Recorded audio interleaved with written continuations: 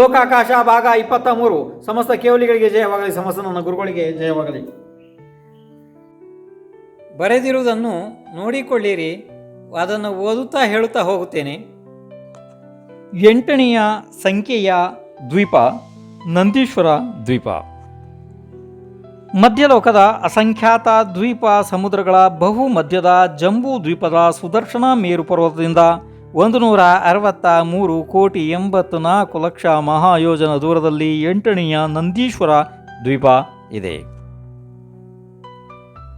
ನಂದೀಶ್ವರ ದ್ವೀಪದ ಬಹುಮಧ್ಯ ಭಾಗದಲ್ಲಿ ಪೂರ್ವ ದಿಕ್ಕಿನ ಕಡೆಗೆ ಅಂಜನಗಿರಿ ಹೆಸರಿನ ನಿರ್ಮಲ, ಉತ್ತಮ, ಇಂದ್ರ ನೀಲ ಮಣಿಮಯ ಶ್ರೇಷ್ಠ ಪರ್ವತ ಇದೆ.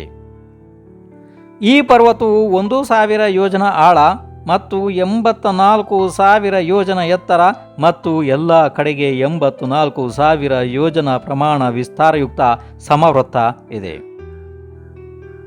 ಈ ಪರ್ವತದ 4 ದಿಕ್ಕಿನಲ್ಲಿ 1,00,000 ಯೋಜನ ಉದ್ದ 4 ಕೊಳಗಳು ಇವೆ. ಇವುಗಳ ಹೆಸರು ನಂದ, ನಂದಾವತಿ, ನಂದೋತ್ತರ, ನಂದಿಘೋಷ. ಈ ಕೊಳಗಳ 4 ದಿಕ್ಕುಗಳಲ್ಲಿ ಅಶೋಕ, ಸಪ್ತಚಂದ, ಚಂಪಕ, ಆಮ್ರವನಗಳು ಇವೆ. ಕೊಳಗಳ ಬಹು ಮಧ್ಯಭಾಗದಲ್ಲಿ ಮೊಸರಿನ ಸಮಾನ ಬಣ್ಣದ ಒಂದು ದದಿಮುಖ ಹೆಸರಿನ ಪರ್ವತ ಇವೆ. ಎಲ್ಲ ಪರ್ವತಗಳ ಎತ್ತರ 10,000 ಯೋಜನಗಳು, ಆಳ 1,000 ಯೋಜನಗಳು. ಕೊಳಗಳ 2 ಬಾಹ್ಯ ಮೂಲೆಗಳಲ್ಲಿ ಪ್ರತ್ಯೇಕಗಳಲ್ಲಿ ಸ್ವರ್ಣಮಯ ಋಷಿಕರ ಹೆಸರಿನ 2 ಪರ್ವತ ದದಿಮುಖ ಪರ್ವತದಂತೆಯೇ ಆಕಾರದವೂ ಇದ್ದಾವೆ. ಎಲ್ಲ ರತಿಕರ ಪರ್ವತಗಳ ವಿಸ್ತಾರ 1,000 ಯೋಜನ ಎತ್ತರ ಮತ್ತು 250 ಯೋಜನ ಅಡಿಪಾಯ ಇದೆ. ನಂದೀಶ್ವರ ದ್ವೀಪದ 1 ದಿಕ್ಕಿನಲ್ಲಿ 1 ಅಂಜನಗಿರಿ, 4 ದದಿಮುಖ ಪರ್ವತ ಮತ್ತು 8 ರತಿಕರ ಪರ್ವತ, ಒಟ್ಟು 13 ಪರ್ವತಗಳು. ಪೂರ್ವ, ದಕ್ಷಿಣ, ಪಶ್ಚಿಮ, ಉತ್ತರ 4 ದಿಕ್ಕಿನಿಂದ 13 × 4 52 ಪರ್ವತಗಳು ಆದವು. ಇವೆಲ್ಲವುಗಳ ಮೇಲೆ ಉತ್ತಮ, ರತ್ನಮಯ, ಒಂದು ಅಕೃತ್ರಿಮ ಚೈತ್ಯಾಲಯಗಳು ಇವೆ. ಭವನವಾಸಿ, ವ್ಯಂತರವಾಸಿ, ಜ್ಯೋತಿಷ್ಕವಾಸಿ, ವೈಮಾನಿಕ 4 ಪ್ರಕಾರದ ದೇವತೆಗಳು ನಂದೀಶ್ವರ ದ್ವೀಪದಲ್ಲಿ ಪ್ರತ್ಯೇಕ ವರ್ಷ ಆಷಾಢ, ಕಾರ್ತಿಕ ಮತ್ತು ಫಾಲ್ಗುಣ ಮಾಸಗಳಲ್ಲಿ ಬಂದು ಅಭಿಷೇಕ ಪೂಜೆ ಮಾಡುತ್ತಾರೆ. ಸೌಧರ್ಮ ಇಂದ್ರನು ತೆಂಗಿನಕಾಯಿ ತರುತ್ತಾನೆ. ಈಶಾನ ಇಂದ್ರನು ಅಡಿಕೆಯ ಗೊನೆಗಳನ್ನು, ಸನತ್ಕುಮಾರ ಇಂದ್ರನು ಮಾವಿನ ಹಣ್ಣುಗಳ ಗುಚ್ಛಗಳನ್ನು, ಮಹೇಂದ್ರ ಇಂದ್ರ ಬಾಳೆ ಗೊನೆಯನ್ನು, ಬ್ರಹ್ಮೇಂದ್ರ ಕೇದಗೆ ಹೂಗಳನ್ನು, ಬ್ರಹ್ಮೋತ್ತರ ಇಂದ್ರ ಅರಳಿದ ಕಮಲಗಳನ್ನು, ಶುಕ್ರೇಂದ್ರ ಸೇವಂತಿ ಹೂಗಳನ್ನು, ಮಹಾಶುಕ್ರೇಂದ್ರ ವಿವಿಧ ಪ್ರಕಾರದ ಹೂ ಮಾಲೆಗಳನ್ನು, ಶತಾರ ಇಂದ್ರ ನೀಲ ಕಮಲ ಹೂಗಳನ್ನು, ಸಹಸ್ರಾರ ಇಂದ್ರ ದಾಳಿಂಬೆ ಫಲಗಳ ಗುಚ್ಛಗಳನ್ನು, ಆನತ ಇಂದ್ರ ಹಲಸಿನ ಹಣ್ಣುಗಳನ್ನು, ಪ್ರಾಣತೇಂದ್ರ ತುಂಬರು ಫಲಗಳ ಗುಚ್ಛವನ್ನು, ಆರಣ ಇಂದ್ರ ಬೆಳೆದ ಕಬ್ಬುಗಳನ್ನು, ಅಚ್ಯುತ ಇಂದ್ರ ಬಿಳಿ ಚಾಮರಗಳನ್ನು ತರುತ್ತಾರೆ.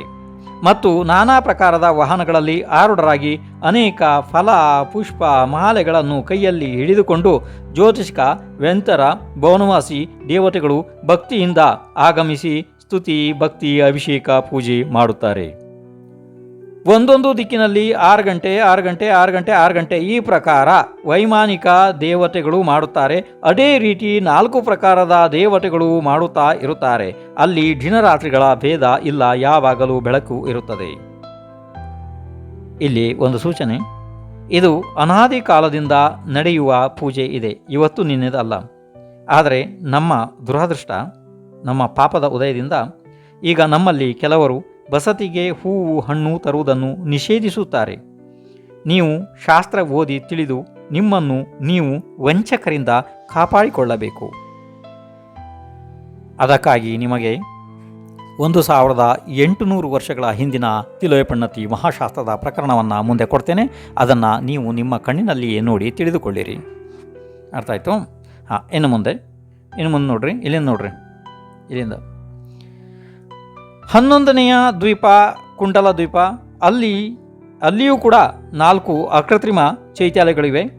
13ನೆಯ ರುಚಿಕರ ದ್ವೀಪದಲ್ಲಿ 4 ಅಕೃತ್ರಿಮ ಚೈತ್ಯಾಲಯಗಳಿದ್ದಾವೆ. 2.5 ದ್ವೀಪದ ಹೊರಗೆ ಮನುಷ್ಯರು ಇಲ್ಲ, ಕೇವಲ ದೇವತೆಗಳು ಹೋಗಿ ಅಲ್ಲಿಗೆ ಪೂಜೆಯೆಲ್ಲ ಮಾಡುತ್ತಾರೆ. ಶಾಸ್ತ್ರದಲ್ಲಿ ಈ ರೀತಿ ಉಲ್ಲೇಖ ಇದೆ, ನೋಡಿರಿ.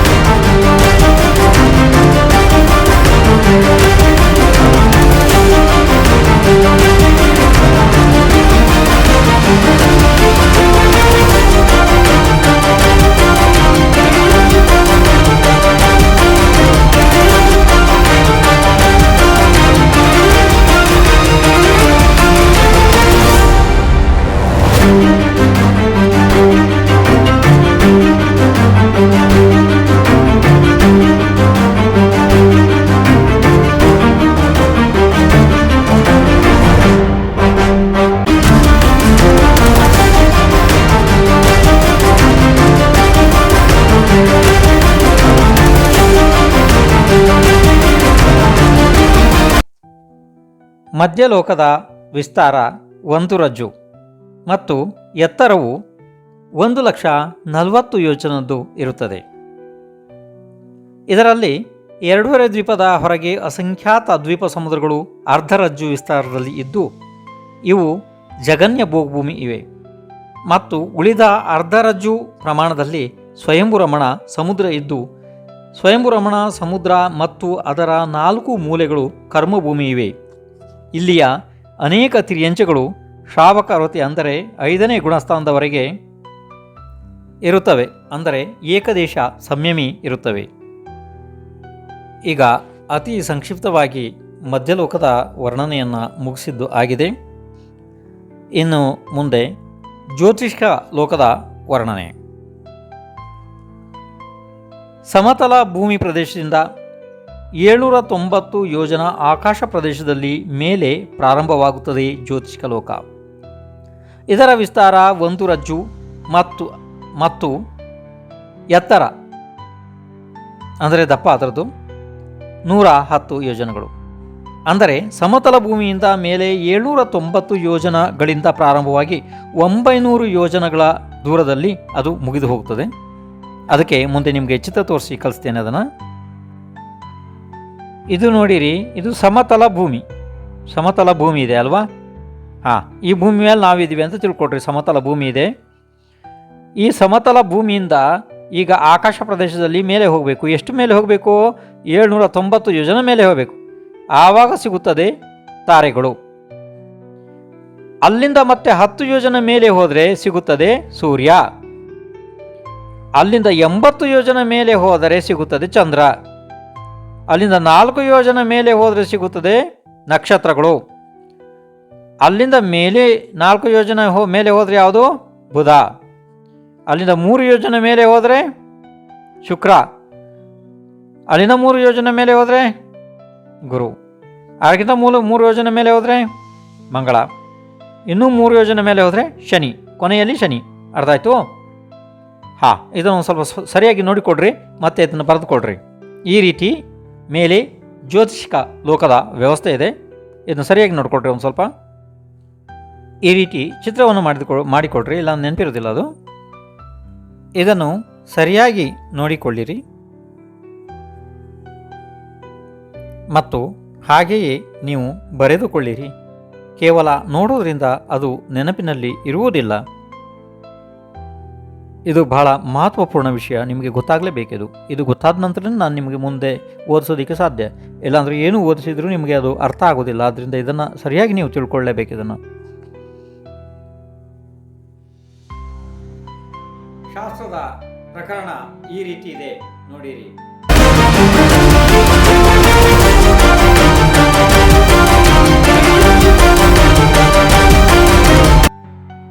ಬರೆದದ್ದನ್ನು ನೋಡಿರಿ.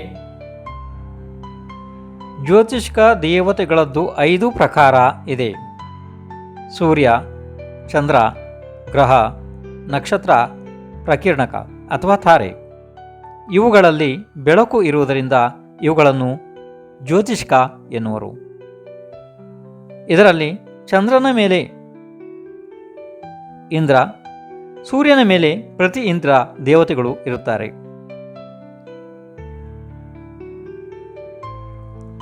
ಸೂರ್ಯನ ಮೇಲೆ ಇರುವ ಮಣಿಗಳಲ್ಲಿ ಆತಾಪ ನಾಮಕರ್ಮದ ಉದಯ ಇದೆ. ಆದ್ದರಿಂದ ಸೂರ್ಯ ಉಷ್ಣ ಪ್ರಕಾಶದವನು ಇದ್ದಾನೆ. ಚಂದ್ರನ ಮೇಲೆ ಇರುವ ಮಣಿಗಳಲ್ಲಿ ಉದ್ಯೋತ ನಾಮಕರ್ಮದ ಉದಯದಿಂದ ಪ್ರಕಾಶವು ಶೀತಲ ಇರುತ್ತದೆ. ಯಾವುದರ ಮೂಲ ಶೀತ ಇದೆ ಮತ್ತು ಪ್ರಭೆ ಉಷ್ಣ ಇದೆ, ಅದು ಆತಾಪ ನಾಮಕರ್ಮ ಇದೆ. ಮತ್ತು ಯಾವುದರ ಮೂಲನೂ ಶೀತ ಇದೆ, ಪ್ರಭೆಯೂ ಶೀತ ಇದೆ, ಅದನ್ನು ಉದ್ಯೋತ ಎನ್ನುತ್ತಾರೆ. ಸಮಸ್ತ ಜ್ಯೋತಿಷ್ಕ ವಿಮಾನಗಳ ಆಕಾರವು ಮೇಲೆ ಮುಖ ಮಾಡಿ ಇಟ್ಟ ಅರ್ಧ ಗೋಲಾಕಾರ ಇರುತ್ತದೆ. 2.5 ದ್ವೀಪ ಅಂದರೆ 45 ಲಕ್ಷ ಯೋಜನಾ ಪ್ರಮಾಣ ಮನುಷ್ಯ ಲೋಕದಲ್ಲಿ ಈ ಎಲ್ಲ ಜ್ಯೋತಿಷ್ಕ ವಿಮಾನಗಳು ಮೇರು ಪರ್ವತವನ್ನು ಸುತ್ತು ಬರುತ್ತಾ ಇರುತ್ತವೆ. ಇವುಗಳ ಗಮನ ಅನಾದಿ ಕಾಲದಿಂದ ಅನಂತ ಕಾಲದವರೆಗೆ ಒಂದೇ ರೀತಿ ನಡೆಯುತ್ತಾ ಇರುತ್ತದೆ. ಇದನ್ನು ತಡೆಯಲು ಯಾರೂ ಸಮರ್ಥರು ಇಲ್ಲ. 2.5 ದ್ವೀಪದ ಒಳಗಿನ ಜ್ಯೋತಿಷ್ಕ ವಿಮಾನಗಳು ಮಾತ್ರ ಗಮನ ಮಾಡುತ್ತವೆ. ಹೊರಗೆ ಅಸಂಖ್ಯಾತ ದ್ವೀಪ ಸಮುದ್ರಗಳಲ್ಲಿ ತಟಸ್ಥ ಇರುತ್ತವೆ. ಅಲ್ಲಿ ದಿನರಾತ್ರಿಯ ಭೇದಗಳು ಇರುವುದಿಲ್ಲ. ಒಂದು ಸೂರ್ಯನು ಸಂಪೂರ್ಣ ಜಂಬೂ ದ್ವೀಪದಲ್ಲಿ ಸುತ್ತು ಬರುವ ಕಾಲ 2 ದಿನ 2 ರಾತ್ರಿಗಳು. ಆದ್ದರಿಂದ ಜಂಬೂ ದ್ವೀಪ ಸುತ್ತಲೂ 2 ಸೂರ್ಯ 2 ಚಂದ್ರ ಇದ್ದಾರೆ. ಸೂರ್ಯನು ಸುತ್ತು ಬರುವ ಒಟ್ಟು ಗಲಿಗಳು 184 ಇವೆ. ಇವೆ ಎಲ್ಲ ಕಾರಣಗಳಿಂದ ಉತ್ತರಾಯಣ ದಕ್ಷಿಣಾಯನಗಳು ಆಗುತ್ತವೆ. ಚಂದ್ರನ ವೇಗವು ಸೂರ್ಯನಿಗಿಂತ ಸ್ವಲ್ಪ ಕಡಿಮೆ ಇರುವುದರಿಂದ ಚಂದ್ರನ ಉದಯದಲ್ಲಿ ಹೀನ ಅಧಿಕತೆ ಆಗುತ್ತದೆ. ಸದಾ ಗಮನ ಮಾಡುವ ಈ ಜ್ಯೋತಿಷ್ಕ ವಿಮಾನಗಳ ಕಾರಣದಿಂದ ದಿನ, ರಾತ್ರಿ, ಪಕ್ಷ, ಮಾಸ, ವರ್ಷ, ಯುಗ ಈ ರೀತಿ ವ್ಯವಹಾರ ಕಾಲದ ಜ್ಞಾನವಾಗುತ್ತದೆ. ಈ ಜ್ಯೋತಿಷ್ಕ ವಿಮಾನಗಳು ಮೇರು ಪರ್ವತವನ್ನು ಬಿಟ್ಟು 1121 ಯೋಜನ ದೂರದಿಂದ ಸುತ್ತುತ್ತಾ ಇರುತ್ತವೆ. ಒಂದು ಚಂದ್ರನ ಪರಿವಾರದಲ್ಲಿ 1 ಸೂರ್ಯ, 28 ನಕ್ಷತ್ರಗಳು, 88 ಗ್ರಹಗಳು ಮತ್ತು 66,900 ಕೋಟಿ ತಾರೆಗಳು ಇರುತ್ತವೆ. ಅಸಂಖ್ಯಾತ ದ್ವೀಪ ಸಮುದ್ರಗಳಲ್ಲಿ ಅಸಂಖ್ಯಾತ ಸೂರ್ಯ, ಅಸಂಖ್ಯಾತ ಚಂದ್ರ, ಅಸಂಖ್ಯಾತ ಗ್ರಹಗಳು, ಅಸಂಖ್ಯಾತ ನಕ್ಷತ್ರ, ಅಸಂಖ್ಯಾತ ತಾರೆಗಳು ಇವೆ. 2.5 ದ್ವೀಪ ಅಂದರೆ ಮನುಷ್ಯ ಲೋಕದಲ್ಲಿ ಸೂರ್ಯಚಂದ್ರರ ಸಂಖ್ಯೆಗಳು. ಇದನ್ನು ಬರೆದುಕೊಳ್ಳಿರಿ. ನಿಮ್ಮ ಕೈಯಲ್ಲಿ ಎಲ್ಲಿವರೆಗೆ ಬರೆದಿಲ್ಲ ಅಲ್ಲಿಗೆ ಬರೋದಿಲ್ಲ, ಅದು ಅಲ್ಲಿವರೆಗೆ ಬರೆದುಕೊಡ್ರಿ ಅದನ್ನ. ನೋಡಿ, ಈಗ 2.5 ದ್ವೀಪದಲ್ಲಿ ಅಂದರೆ ಮನುಷ್ಯ ಲೋಕದಲ್ಲಿ ಸೂರ್ಯಚಂದ್ರರ ಸಂಖ್ಯೆಗಳು. ನೋಡಿ, ಆ ಕಡೆ ದ್ವೀಪ ನೋಡ್ಕೊಳ್ರಿ, ಮತ್ತು ಸೂರ್ಯ, ಚಂದ್ರ, ಗ್ರಹ, ನಕ್ಷತ್ರ ನೋಡಿ. ಪ್ರಾರಂಭ ಜಂಬೂದ್ವೀಪ ನೋಡ್ಕೊಳ್ರಿ. ಜಂಬೂದ್ವೀಪದಲ್ಲಿ 2 ಸೂರ್ಯ, 2 ಚಂದ್ರ, 176 ಗ್ರಹ, 56 ನಕ್ಷತ್ರಗಳು. ಇನ್ನು ಲವಣ ಸಮುದ್ರದಲ್ಲಿ 4 ಸೂರ್ಯ, 4 ಚಂದ್ರ, 352 ಗ್ರಹಗಳು, 112 ನಕ್ಷತ್ರಗಳು. ದಾಸಕಿ ಕಂಡ ದ್ವೀಪದಲ್ಲಿ 12 ಸೂರ್ಯ, 12 ಚಂದ್ರ, 1056 ಗ್ರಹ, 336 ನಕ್ಷತ್ರಗಳು. ಕಾಲೋದತಿ ಸಮುದ್ರದಲ್ಲಿ 42 ಸೂರ್ಯ, 42 ಚಂದ್ರ, 3696 ಗ್ರಹಗಳು, 1176 ನಕ್ಷತ್ರಗಳು. ಪುಷ್ಕರಾರ್ಧ ದ್ವೀಪದಲ್ಲಿ 72 ಸೂರ್ಯ, 72 ಚಂದ್ರ, 6336 ಗ್ರಹಗಳು, 2016 ನಕ್ಷತ್ರಗಳು. ಒಟ್ಟು 2.5 ದ್ವೀಪದಲ್ಲಿ ಸೂರ್ಯರ ಸಂಖ್ಯೆ 132, ಚಂದ್ರನ ಸಂಖ್ಯೆ 132, ಗ್ರಹಗಳ ಸಂಖ್ಯೆ 11616, ನಕ್ಷತ್ರಗಳ ಸಂಖ್ಯೆ 3696. ಇನ್ನು ತಾರೆಗಳ ಸಂಖ್ಯೆ ಅಂತೂ ಅದು ಕೋಟಿ ಇದೆ. ಅದನ್ನು ಇನ್ನೊಂದು ಚಾರ್ಟ್ ಒಳಗಡೆ ನಿಮ್ಗೆ ಹೇಳ್ತೀನಿ. ಏಕೆಂದರೆ ಕೆಲವೊಂದು ಅಲ್ಲಿ ತಾರೆಗಳು ಸ್ಥಿರ ಮತ್ತು ಕೆಲವು ಓಡಾಡೋ ಹೀಗೆಲ್ಲ ಇದ್ದಾವೆ, ಸ್ವಲ್ಪ ವ್ಯತ್ಯಾಸ ಇದೆ ಅದರಲ್ಲಿ, ಅದನ್ನು ಮುಂದೆ ಹೇಳ್ತೀನಿ. ಈಗ ಇದನ್ನು ಇಷ್ಟು ನೋಡಿಕೊಟ್ರೆ ಸಾಕು. ಇದು ನೋಡಿ, ಮಹಾಶಾಸ್ತ್ರ ತಿಲೋಹ ಪಣ್ಣತಿಯ ಪ್ರಕರಣ.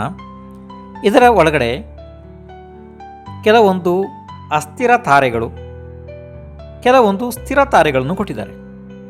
ಅಂತಂದರೆ ಕೆಲವೊಂದು ಗಮನ ಮಾಡ್ತಾ ಇರ್ತವೆ, ಕೆಲವೊಂದು ಗಮನ ಮಾಡುವುದಿಲ್ಲ. ಆ ರೀತಿ ನೋಡಿ, ಇಲ್ಲಿ ಇವು ಅಸ್ಥಿರ ತಾರೆಗಳಿದ್ದಾವೆ, ಇವು ಸ್ಥಿರ ತಾರೆಗಳಿದ್ದಾವೆ. ಗೊತ್ತಾಯಿತು? 2.5 ದ್ವೀಪದಲ್ಲಿ ಸ್ವಲ್ಪ ತಾರೆಗಳು ಅವು ಗಮನ ಮಾಡ್ತಿರ್ತವೆ, ಸ್ವಲ್ಪ ಸ್ಥಿರ ಇದ್ದಾವೆ, ಅವು ಗಮನ ಮಾಡುವುದಿಲ್ಲ. ಇದೊಂದು ಬಹಳ ವಿಶೇಷವಾದ ವಿಚಾರ ಇದೆ. ಬಾಕಿ ಉಳಿದಂಥ ಸೂರ್ಯ, ಚಂದ್ರ, ಗ್ರಹ ನಕ್ಷತ್ರ ಇವು ಏನಿದಾವೆ ನೋಡ್ರಿ, ಇವು ಯಾವಾಗಲೂ ಗಮನ ಮಾಡುತ್ತಾನೆ ಇರ್ತವೆ. ಅರ್ಥ ಆಯಿತು? ಇದನ್ನು ಒಂದು ಸ್ವಲ್ಪ ಹಾಗೆಯೇ ನೆನಪಿಟ್ಕೊಳ್ರಿ. ಇದು ಮಹಾಶಾಸ್ತ್ರದ ಪ್ರಕರಣ. ಯಾರಿಗೆ ಬೇಕೋ ಅವ್ರು ಬರ್ಕೊಂಡ್ಬಿಡ್ರಿ ಇದನ್ನ. ಮತ್ತು ನಿಮಗೆ ಮುಂದೆ ಶಾಸ್ತ್ರ PDF ನಲ್ಲಿ ಕೊಡಲಾಗ್ತದೆ, ಇದನ್ನ ಅಲ್ಲಿ ಕೂಡ ಇರ್ತದೆ. ಈಗ ಯಾರು ಬರ್ಕೊಳ್ಳೋರು ಬರ್ಕೊಳ್ರಿ, ನೋಡ್ಕೊಳ್ರಿ ಇದನ್ನ. ಆಯ್ತಲ್ಲ, ಸರಿಯಾಗಿ ನೋಡ್ಕೊಂಡ್ಬಿಟ್ರಿ ಇದನ್ನ. ಯಾಕೆಂದರೆ ಮುಂದೆ ನಿಮಗೆ ಶಾಸ್ತ್ರದಲ್ಲಿ PDF ಕೊಡ್ತೀನಿ, ಅದನ್ನು ನೀವು PDF ಓದ್ಕೋಬೋದು. ಇಲ್ಲಿ ಅಕಸ್ಮಾತ್ ಬ್ಲೇರ್ ಆಗಿ ನಿಮ್ಗೆ ಅದು ಸರಿಯಾಗಿ ಕಂಡಿಲ್ಲ ಅಂದರೆ ನೀವು PDF ನಲ್ಲಿ ನೋಡ್ಕೋಬೋದು ಅದನ್ನು. ಶಾಸ್ತ್ರದ PDF ಕೊಡ್ತೀನಿ, ಅರ್ಥ ಆಯಿತು? ಹಾಂ, ಶಾಸ್ತ್ರದಲ್ಲಿ ಈ ರೀತಿ ಉಲ್ಲೇಖ ಇದೆ ನೋಡಿರಿ.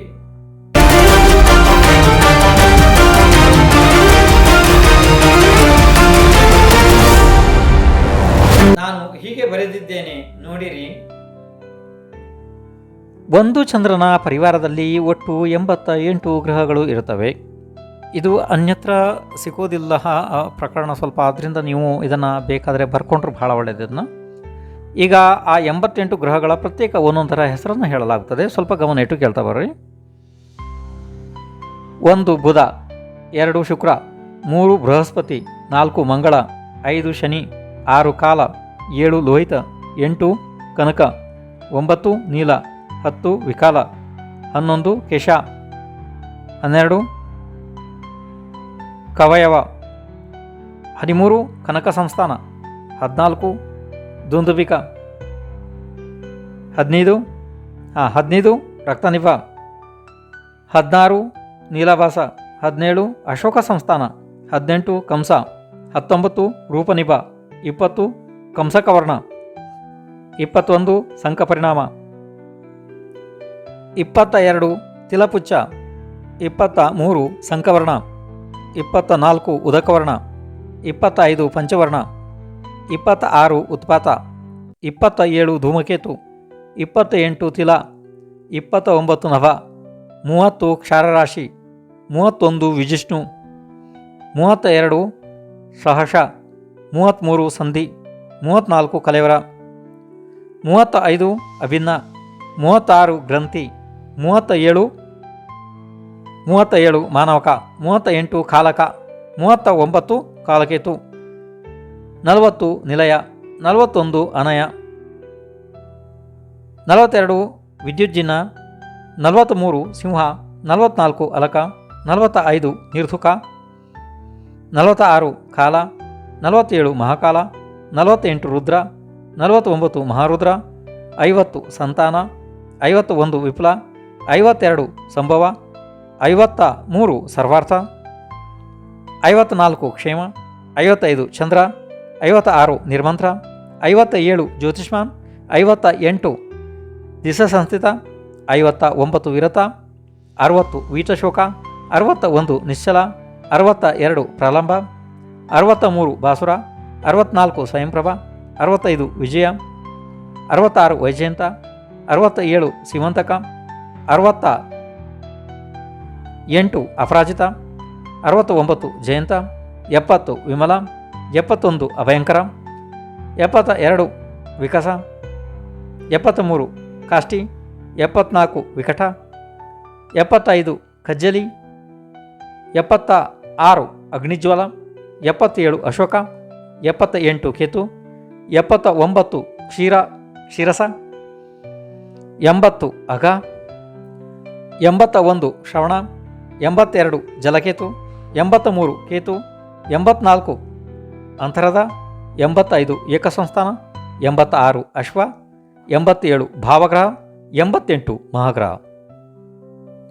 ಇದರಲ್ಲಿ ಒಂದು ಸೂಚನೆ ಇದೆ ನೋಡಿ. ಇಲ್ಲಿ ಕೇತು ಇದೆಯಲ್ಲ, ಕೇತು ಮತ್ತು ಇಲ್ಲಿ ಕೇತು ಇದೆಯಲ್ಲ ನೋಡಿ, 83ರಲ್ಲಿ ಮತ್ತು 78ರಲ್ಲಿ ಇದೆಯಲ್ಲ, ಇದು ಎರಡು ಬೇರೆ ಬೇರೆ, ಆದರೆ ಹೆಸರು ಮಾತ್ರ ಸಮಾನ ಇದ್ದಾವೆ. ಗೊತ್ತಾಯಿತು? ಇದೊಂದು ಸೂಚನೆ. ಮತ್ತು ಒಂದೇ ಅದು ಎರಡೆರಡು ಸತಿ ಬಂದಿದೆ ಅಂಥೇಳಿ ತಪ್ಪಾಗಿ ಬಂದಿದೆ ಅಂತ ಆ ರೀತಿ ತಿಳಿಬೇಡ್ರಿ, ಅದು ಹಾಗೇ ಇದೆ. ಅರ್ಥ ಆಯಿತು? ಸಮಯ ಆಗ್ತಾ ಇದೆ. ನಾಳೆ ಬೇಗ ಎಲ್ಲರೂ ಬನ್ನಿರಿ. ಸಮಸ್ತ ಕೇವಲಿಗಳಿಗೆ ಜಯವಾಗಲಿ.